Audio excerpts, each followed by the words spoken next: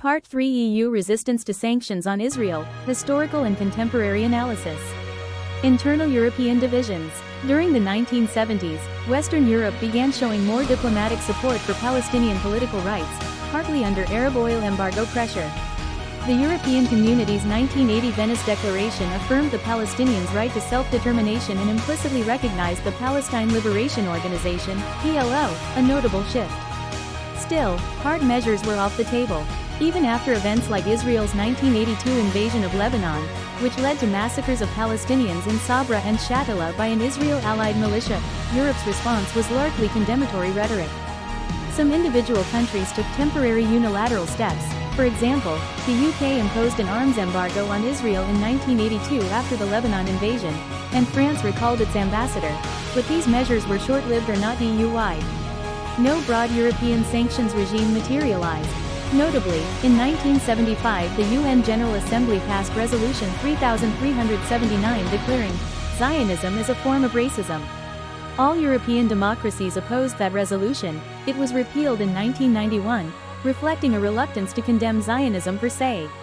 Throughout the Cold War, certain European states aligned more closely with Israel, resisting criticism. West Germany consistently deferred to its special responsibility to Israel. The Netherlands was a staunch friend of Israel in the UN, and Britain and France, while criticizing settlement expansion and some Israeli actions, prioritized diplomatic engagement over punitive measures. In contrast, some smaller or left-leaning countries, e.g. Sweden or Ireland, were more sympathetic to Palestinian calls, but they lacked influence to change EC policy.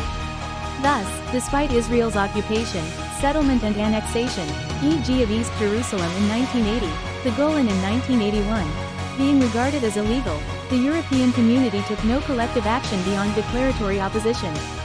The EU era, trade, diplomacy and hesitation, 1990s to 2010s. With the Cold War's end and the Oslo peace process of the 1990s, the newly formed European Union positioned itself as a supporter of a two-state solution.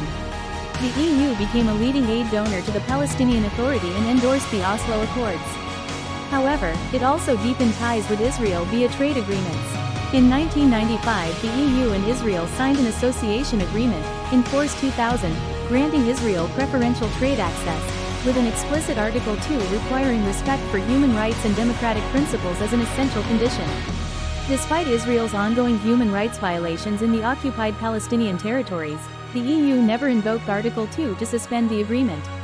By the 2000s, Israel-EU trade and scientific cooperation flourished. Israel even joined the EU's Horizon research program,